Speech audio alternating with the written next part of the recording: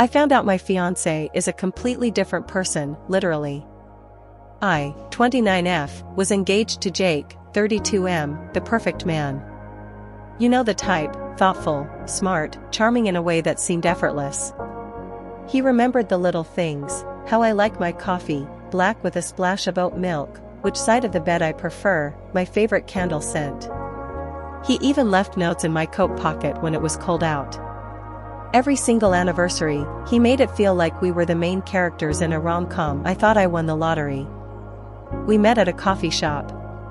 Classic, I know. He offered me a charger when mine died, and we ended up talking for 3 hours. It felt like fate. He introduced himself as Jake, and that's who he was for the next 2 years. Jake, the guy who never raised his voice, never missed a date, never gave me a reason to doubt him. Until last week. It started with a random phone call. I was doing laundry when my phone rang, an unknown number. Normally I wouldn't answer, but I was expecting a call from a job interview. I picked up. A man's voice, older sounding, kind of gravelly. "Hey, is Aaron there?" "Sorry, wrong number," I replied, ready to hang up. But then he hesitated. "You sure? This is Aaron K's phone, right?" I froze. That's Jake's last name. But... Aaron? I brushed it off, but it stayed with me. That name. It didn't sit right. I decided to ask Jake about it that evening. I laughed it off, said someone had called asking for Aaron K, and isn't that weird? He barely missed a beat, but I noticed something tighten in his face. "Oh, it's an old nickname. College thing. Long story." He smiled, but it didn't reach his eyes. It didn't make sense. I've met his college friends. I've heard stories about frat parties and internships and roommates, and not once has Aaron come up. So that night, while he was asleep, I did something I've never done before. I checked his wallet. I wish I could say I felt guilty, but in that moment, my gut screamed louder than my morals. There it was. The driver's license. Aaron Mitchell K. Age, 32. Address, same as ours. Picture, unmistakably him. But Jake? Nowhere on it. I sat there for what felt like hours, just staring at it. Wondering who the hell I was sharing a bed with. I put the wallet back, heart racing, and quietly stepped out of the bedroom. I needed answers. I grabbed my laptop and typed in Aaron Mitchell K. And then I saw it. The mugshot. Taken about 5 years ago. Shorter hair. Same eyes. The caption, arrested in connection with fraud investigation. Multiple aliases suspected. My stomach dropped. I clicked through more links. He wasn't just Jake to me. He'd been Daniel to someone in Arizona. Chris in Nevada. There were threads on forums, angry posts from women warning others. Some of them even mentioned engagement rings. I went cold. The ring on my finger suddenly felt like a joke. I haven't confronted him. Not yet. I've been playing it cool, trying to gather more information, figure out my exit plan. We live together. He has access to everything. My bank, my passwords, my calendar. I don't know what's real anymore, and that terrifies me. All I know is, I was engaged to the perfect man. Except he doesn't exist. The mugshot was from 6 years ago. Arrested for fraud. Same face, same smug smile. Even the same damn watch I had given him for our 1-year anniversary. I stared at it for what felt like forever, bile rising in my throat. It was like looking at a version of him from a different universe, except it was him. Just stripped of the lies. I felt sick. My legs didn't even work properly. I crawled into the bathroom and just sat on the cold tile, trying to breathe. I thought about every moment we shared. Every time he held my hand, whispered promises, planned our future. And now I knew that future was built on quicksand. I waited until morning. I didn't sleep. He came into the kitchen all casual, shirtless, sleepy-eyed, like nothing was wrong. I handed him my phone. The mugshot stared up at him. He didn't flinch. Didn't even pretend to be surprised. Just looked at it for a second, then back at me, calm as hell. No excuses. No panic. Just 4 words I'll never forget. I was going to tell you after the wedding. Are you freaking kidding me? That was the moment something snapped in me. All the little red flags I'd ignored, the vague job history, the lack of social media, the strange reluctance to connect with my family, suddenly made sense. This wasn't a love story. This was a carefully constructed illusion. He sat down, like we were about to have a mature discussion over coffee. That's when I got the full story. His name is Aaron Mitchell K. 6 years ago, he was arrested and convicted for impersonating a financial advisor. He ran fake investment schemes, scammed elderly clients, and stole over $300,000. He served just under 2 years in prison. Good behavior. Some kind of plea deal.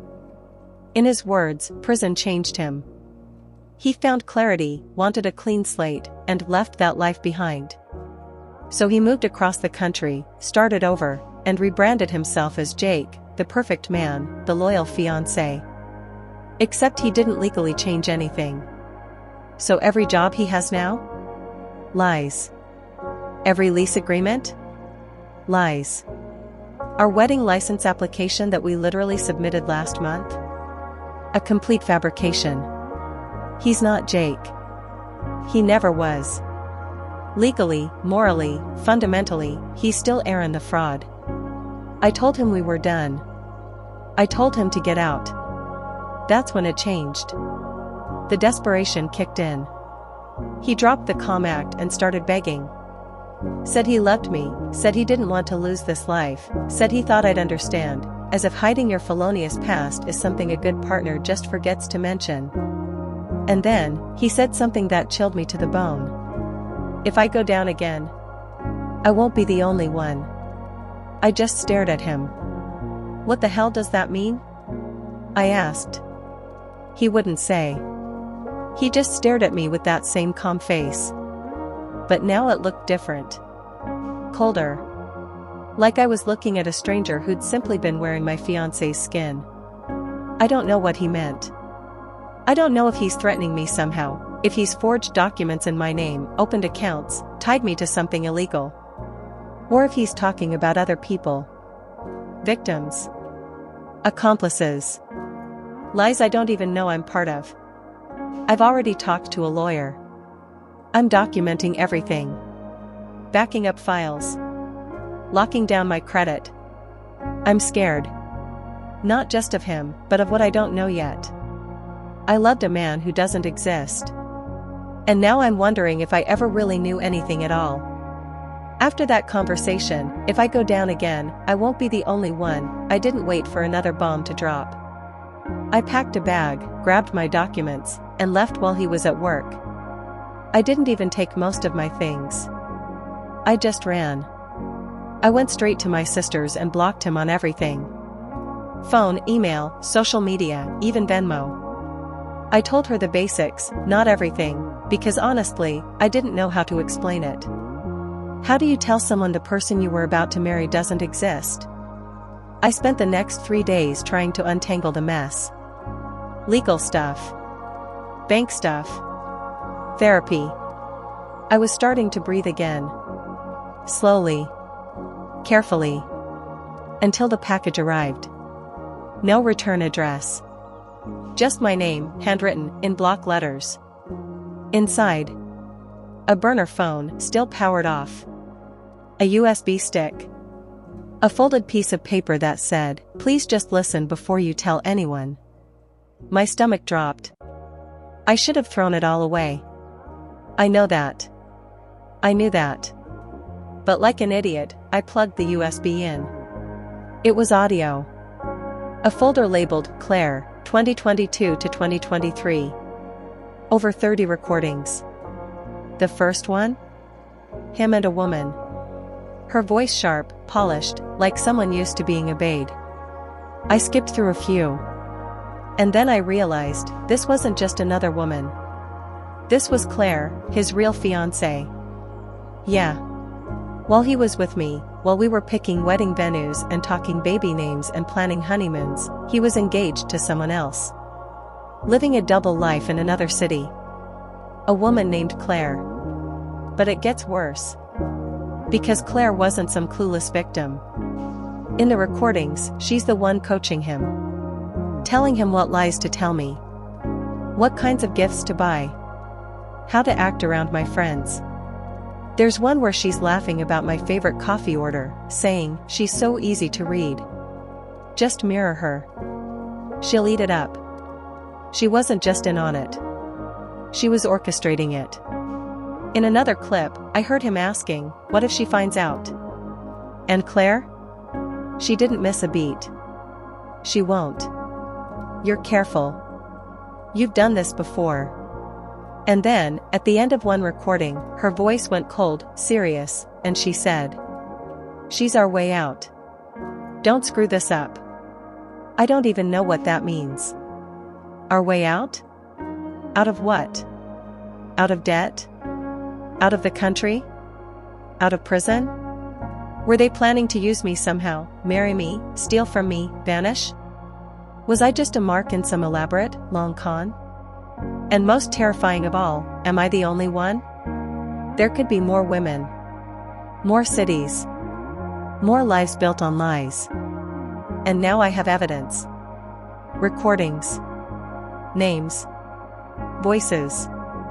I don't know what to do next. I haven't called the police, yet.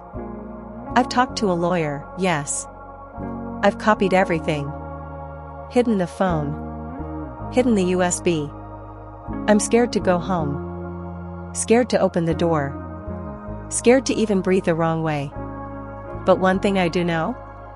Jake, or Aaron, or whoever the hell he really is, isn't finished. And neither am I.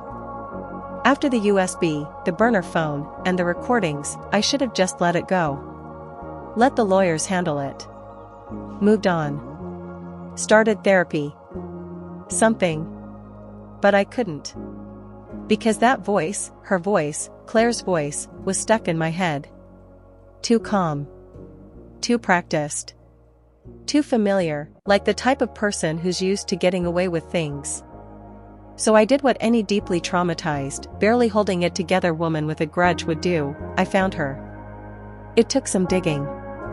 The name Claire is common, but there were clues in the recordings, background sounds, mentions of places, friends, a dog's name, shout out to Milo, the golden doodle with a very traceable Instagram presence.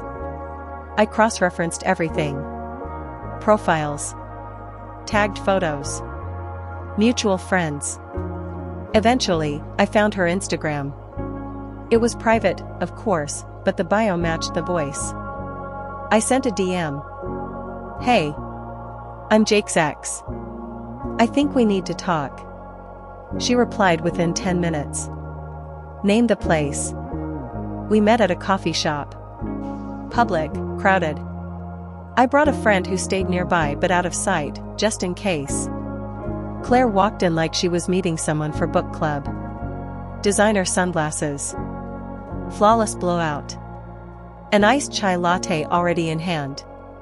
She sat down across from me, crossed her legs, and gave me a once-over that made my skin crawl. And then she said, "So, you found the files?" Excuse me? I didn't even get a word in before she just spilled. Turns out she and Aaron, or Jake, or whatever name he's trying on that week, weren't just running a scam on me. They were playing a long con, and I was just one neatly arranged pawn on their board. Claire is the disowned daughter of a mega-wealthy family. Trust fund, estates, legacy, the works. Except she got cut off a few years ago. Lifestyle incompatibility, whatever that means. She still had the trust technically, but couldn't access it unless the family approved the release. Enter Aaron. The plan? She marries Aaron, but to do that, he had to look clean. And stable. And real. So he needed a public record of a quiet, honest life. That's where I came in. The relationship with me? The apartment? The wedding plans? All of it was designed to build a fake narrative. He was going to marry me, live a normal life for a year or two, and then, once he had that proof, Claire's family would see him as stable and safe. Then Claire would re-enter the picture. Cue the re-engagement. Cue the trust fund. Cue the escape plan. We were going to disappear after that, she said. Like she was talking about a vacation. I just sat there, stunned. Trying to absorb the layers of betrayal, deception, manipulation. And then she delivered the final gut punch. Honestly? I was impressed how long you didn't catch on. He liked you, you know. That wasn't fake. Oh. Cool. My trauma is now rated 5 stars for believability. She stood up, tossed her cup in the trash, and just left. Like that was it. Like she'd done me a favor by telling the truth. Now I'm sitting with this information and I don't know what to do with it. They didn't just lie.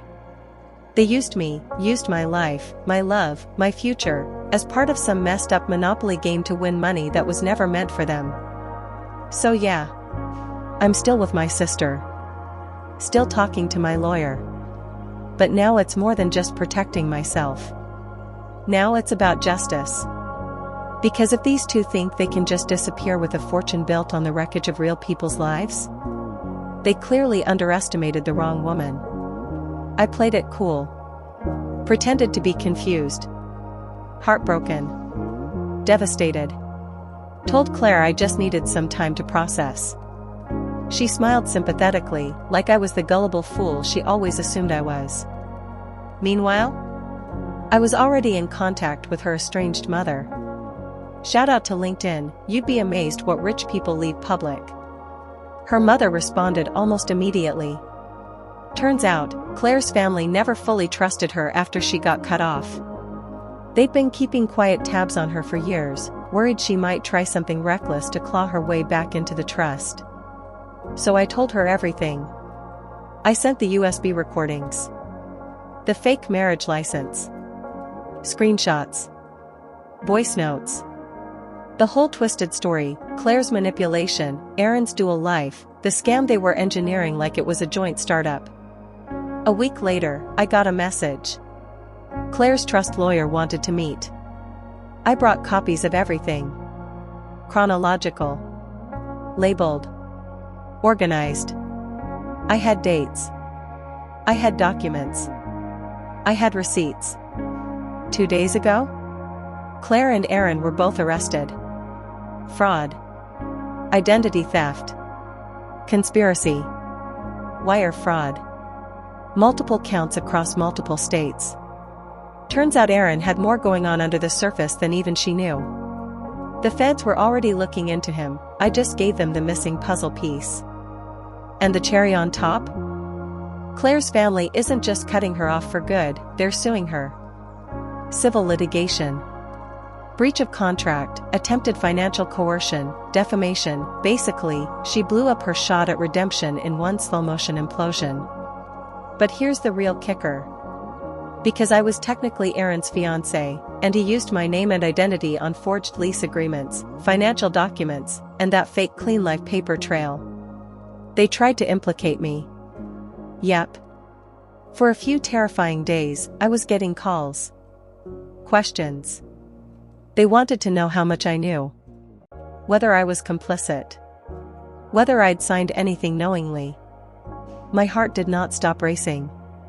But I had one last card to play. A prenup draft. Signed. By him. Where, in his own words, he admitted his legal name was different, and that he was maintaining the alias for social integration and reputation purposes. He called it a transparency clause, wanted to honor full disclosure in case anything ever came up. Oh, something came up, all right. That document? It handed me my alibi. He literally admitted, in writing, that I was out of the loop.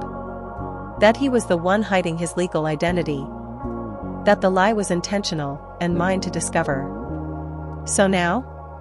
He's facing federal charges. Minimum sentencing looks rough. Claire is out on bail but being slowly chewed alive by lawyers and Italian loafers. And me? I got a message yesterday from a podcast producer. Big show. Real audience. They want my story, the woman who was conned, who turned the tables, who burned the whole damn house down with facts, timing, and a prenup. You better believe I said yes. I don't have closure yet. But I do have something better. Control. And this time? The story belongs to me.